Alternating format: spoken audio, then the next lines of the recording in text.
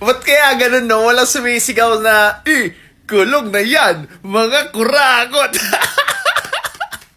Bakit pag sila yung nagkakaroon ng kaso, walang nagrarally para sa ganun, no? Kulong na yan, mga child abuser. So, pinagtibay na nga ng Court of Appeals yung kaso sa child abuse ni Castro and Ocampo. Now, this is how due process works. Matagal. Diba? But, this is the best thing that we have. We could surely make improvements out of it. Pero hindi natin siya pwedeng itapon, palitan, because this is the best that we have so far right now. And it's working. It's just that we need many improvements para mas maging better yung pagbibigay ng hustisya in all forms.